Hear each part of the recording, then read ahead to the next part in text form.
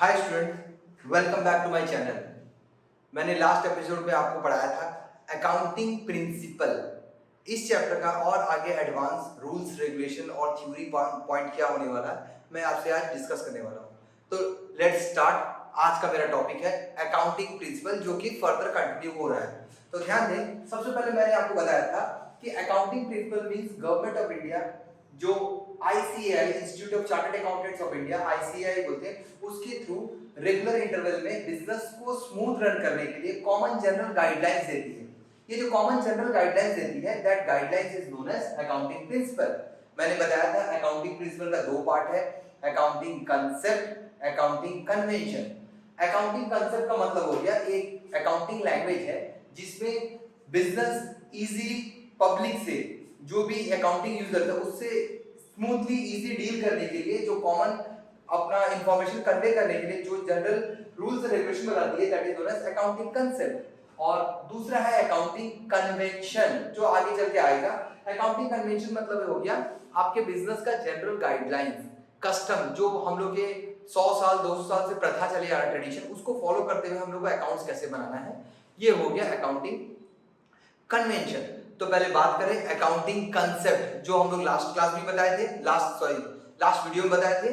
आज मैं चालू कर रहा हूं अकाउंटिंग कंसेप्ट। अकाउंटिंग कंसेप्ट में मैंने ऑलरेडी बताया था तीन फंडामेंटल कंसेप्ट है जो आपको याद रखना है, जो मैंने पहले बता चुका हूं। मैं यहां लिख दिया हूं। पहले का तीन basic simple business going concern concept, consistency concept and accrual concept, ये तीन फंडामेंटल कंसेप्ट है। गोइंग कंसर्न, इसका मतलब होता है मेरा बिजनेस कभी बंद नहीं होगा, हमेशा कंटिन्यू रहेगा। इस बेसिस पर हम लॉन्ग टर्म कॉन्ट्रैक्ट करते हैं। आपको छोटा सा पॉइंट याद रखना है, कीवर्ड्स, ताकि आपको एग्जाम के समय स्ट्राइक करे, मेरा बिजनेस कभी बंद नहीं होगा। नेक्स्ट कंसिस्टेंसी, इसका मतलब होता है कि मुझे बिजनेस में हर साल एक जैसा ही परफॉर्मेंस करना है, एक ही मेथड ऑफ अकाउंटिंग यूज करना है, हर साल मेथड चेंज नहीं करना है, जिससे मेरे को सुटेबिलिटी के हिसाब से। ये हो गया कंसिस्टेंसी कंसेप्ट। और लास्ट है एक्रूअल कंसेप्ट। हमारे बिजनेस में हम लोग को cash as well as credit both transaction record करने से बिजनेस में ज्यादा एप्रोप्रिएट रिजल्ट आता है as compare to cash. This concept is known as accrual concept. ये रहा तीन fundamental concept, going concern, consistency concept और थर्ड वन एक्रूअल कंसेप्ट। ये तो आपको समझ में आ गया होगा। आज आगे वीडियो में बताता हूं मैं कि मेरा नेक्स्ट टॉपिक क्या है। इसी कंसेप्ट को फर्दर आगे बढ़ा रहे हैं। टोटल मेरे को 11 कंसेप्ट पढ़ना है। मैं ऑलरेडी 3 बता चुका हूं, ये फोर्थ वन है, that is business entity concept. आपको एक छोटा सा की पॉइंट्स याद रखना है, जिसके बेस पर आपको याद आ जाए एग्जाम में और आपको ओन वर्ड्स में लिखना है। ये बिजनेस एंटिटी कंसेप्ट ये बोलता है कि बिजनेस और बिजनेस का ओनर दो सेपरेट यूनिट है। हम लोग को अकाउंटिंग करते समय ओनर और बिजनेस दोनों के ट्रांजैक्शंस को इंक्लूड नहीं करना है। हम लोग को हमेशा स्पेसिफाइड बिजनेस ट्रांजैक्शंस को रिकॉर्ड करना है, ना कि ओनर्स के ट्रांजैक्शंस को। यहां लिखा मैंने business is separated from owner. Suppose Ravi limited एक बिजनेस खोला है, मेडिकल दुकान, और उसका ओनर है ये, तो ओनर जो भी ट्रांजैक्शन करेगा उसको अलग रखना है और बिजनेस का सारे ट्रांजैक्शन को मेरे को बुक्स ऑफ अकाउंट में शो करना है। इसी बेसिस पर हम अकाउंट्स बनाते हैं। इसी बेसिस पर हम लोग कुछ फर्दर सेपरेशन करते हैं। अगर बिजनेस का ओनर पैसा बिजनेस में डालेगा तो हम लोग उसको ट्रीट करते हैं एज ए कैपिटल, जो कि सेपरेट है। ओनर का ही बिजनेस है, वही कैपिटल लगाया, तो इसका मतलब ऐसा नहीं है कि हम लोग एक ही यूनिट समझेंगे। इसको बिजनेस बोलेगा कैपिटल। अगर ओनर पैसा घर ले जाएगा तो उसको बोलेंगे ड्राइंग। मींस हम लोग को बिजनेस ट्रांजैक्शन को अलग रखना है as compare to owner transaction. साथ ही साथ अगर आपका दो बिजनेस यूनिट हुआ तो आपको दो सेपरेट यूनिट मानना पड़ेगा। एक ही ओनर का दो बिजनेस है तो दो सेपरेट यूनिट मान के दोनों का सेपरेट बुक्स ऑफ अकाउंट बनेगा। ये कॉन्सेप्ट कहता है बिजनेस एंटिटी कॉन्सेप्ट। अब आगे बढ़ते हैं। बिजनेस एंटिटी कॉन्सेप्ट के बाद नेक्स्ट है money measurement concept. Money measurement concept ये बोलता है कि मेरे बिजनेस में जो भी ट्रांजैक्शंस होगा, ये बहुत इंपॉर्टेंट है, मेरे बिजनेस में जो भी ट्रांजैक्शन होगा जो कि कैश के टर्म्स में, अगर कैश में है, मॉनेटरी टर्म में हम रिकॉर्ड एक्सप्रेस कर सकते हैं तो उसको रिकॉर्ड कर लेंगे। अगर हम मॉनेटरी टर्म में एक्सप्रेस नहीं कर सकते तो उसको रिकॉर्ड नहीं करेंगे। फॉर एग्जांपल, अगर आपका एम्प्लॉय स्ट्राइक कर दिया तो ना आपका पैसा आया ना गया, तो उसको रिकॉर्ड नहीं करेंगे। अगर आपको कोई 1 लाख रुपए का ऑर्डर दे के गया, सिर्फ ऑर्डर दे के गया, पैसा नहीं दिया, ना कैश दिया, तो उसको रिकॉर्ड नहीं करेंगे। अगर आपका बिजनेस में दो डिपार्टमेंट्स आपस में लड़ ले रहा है, क्वारलिंग हो रहा है या क्वारल कर रहा है, लड़ रहा है, तो उसको आपको रिकॉर्ड नहीं करना है, क्योंकि ये बेतुका चीज बिजनेस में मनी के टर्म में नहीं है, तो उसको रिकॉर्ड नहीं करना है। नेक्स्ट, इसमें कुछ एग्जांपल है। अगर आप सेल किए हैं 50,000 रुपए का, तो आप रिकॉर्ड कर दें। लेकिन अगर आप 1000 केजी सोल्ड किए हैं या 5 मीटर सेल किए जिसमें पैसा नहीं है, कितना में सेल किए, आपको रिकॉर्ड नहीं करना है। ये रहा मेरा 2 बेसिक कॉन्सेप्ट। चालू करते हैं। हमारा नेक्स्ट कॉन्सेप्ट अकाउंट्स पे जो है वो है अकाउंटिंग पीरियड कॉन्सेप्ट। मैं बार बार बोल रहा हूँ, आपको कीवर्ड्स याद रखना है। अकाउंटिंग पीरियड कॉन्सेप्ट मतलब क्या होता है, हम लोग बिजनेस में तभी करेक्ट प्रॉफिट जान पाएंगे जब तक मेरा बिजनेस बंद नहीं होगा। सपोज मेरा फर्स्ट ईयर में 1 लाख प्रॉफिट हुआ, सेकंड ईयर में 2 लाख प्रॉफिट हुआ, थर्ड ईयर में लॉस हो गया, तो जब तक मेरा बिजनेस क्लोज नहीं होगा मेरा करेक्ट प्रॉफिट नहीं बदल पाएगा। बट ऐसा करने से नहीं चलता है। तो मेरा बिजनेस में मेरे को प्रॉफिट पता करने के लिए हम लोग यूज करते हैं अकाउंटिंग पीरियड कॉन्सेप्ट। इस कॉन्सेप्ट में हम लोग ये यूज करते हैं कि हम लोग 1 ईयर पीरियड को बेस लेके अकाउंट्स को बनाते हैं। 1 ईयर पीरियड को बोलते हैं अकाउंटिंग पीरियड। ये 1 ईयर आपका चालू हो सकता है 1 अप्रैल टू 31 मार्च या 1 जनवरी टू 31 दिसंबर। अगर आपका अप्रैल से मार्च चालू हुआ, इसको फाइनेंशियल ईयर बोलते हैं। अगर जनवरी टू दिसंबर होगा तो आप उसको कैलेंडर ईयर बोलेंगे। तो ये रहा मेरा अकाउंटिंग पीरियड कांसेप्ट, पूरा 1 ईयर कांसेप्ट। बट आज के मॉडर्न डेट पे, आज के डेट पे कंपनीज क्वार्टरली अपना रिजल्ट शो कर रहे हैं। साल में 4 क्वार्टर होता है, साल में 4 क्वार्टर में अपना रिजल्ट शो कर रहा है। Means June, September, December and मार्च, चारों मिला के होता 1 ईयर ही है। हमारा नेक्स्ट कॉन्सेप्ट है कॉस्ट कांसेप्ट। ये बहुत इंपॉर्टेंट छोटा सा कॉन्सेप्ट है। कॉस्ट कांसेप्ट ये बोलता है कि हम लोग जो प्राइस पर एसेट्स को परचेज किए हैं, हम लोग को वही प्राइस पर रिकॉर्ड करना है, ना कि मार्केट प्राइस पे। Under this concept, asset is ordinarily recorded at purchase price, not at market price. अगर हम कोई एसेट खरीदेंगे 1 लाख में, खरीदने के बाद 10 दिन बाद उसका दाम हो गया 1,50,000, तो हमको उसमें रिकॉर्ड नहीं करना है, हमको अपने कॉस्ट प्राइस पर रिकॉर्ड करना है, क्योंकि मार्केट प्राइस हमेशा एवर चेंजिंग है। तो इस बेसिस पर हम लोग अकाउंट्स बनाते हैं।